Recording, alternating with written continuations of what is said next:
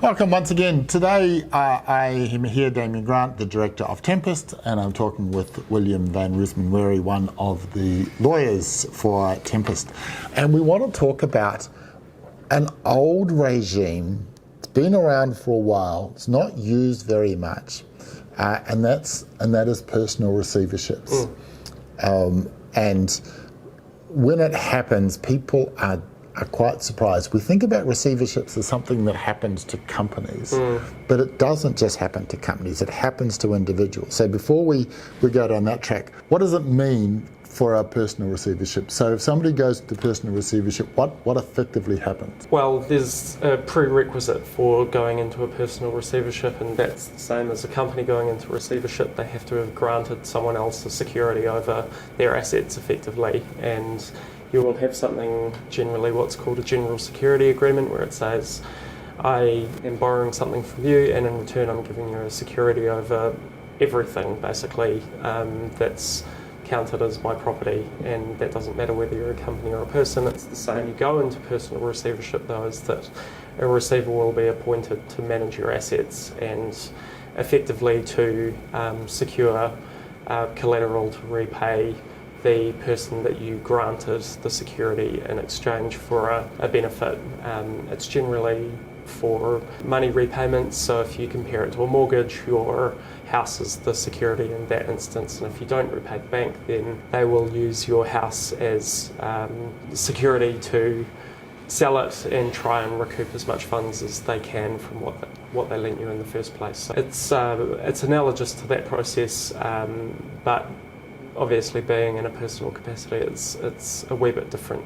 So if I go bankrupt, I'm allowed to keep my personal effects. I'm allowed to keep my car up until $5,000 unless it's changed recently. I'm allowed to keep the tools of my trade. If I go into personal receivership, do those rules apply?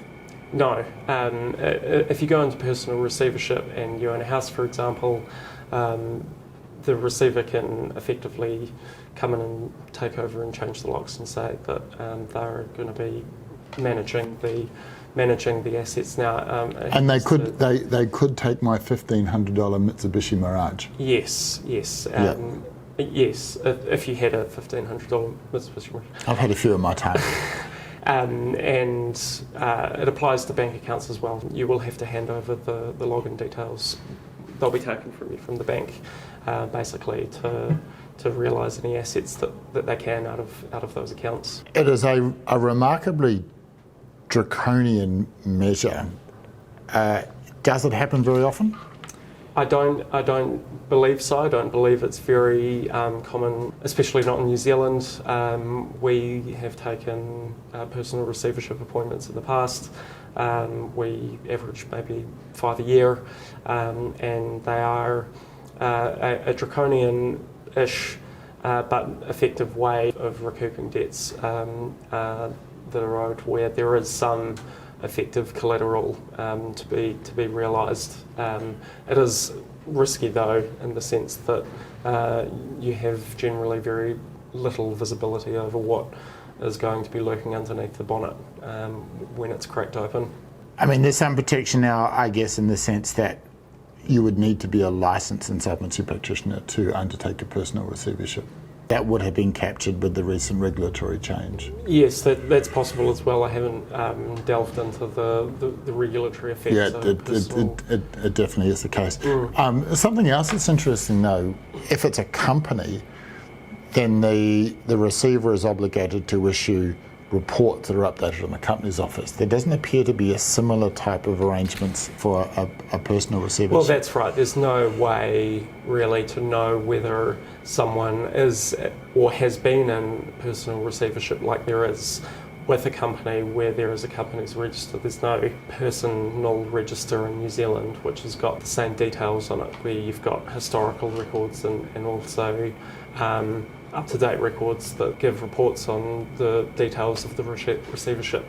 The only real rules relate to any written documentation has to show that the person is in receivership, like you would for a company. That's to alert creditors that they are in receivership and that I think the insolvency profession itself, I think, is very mindful that is a very draconian measure.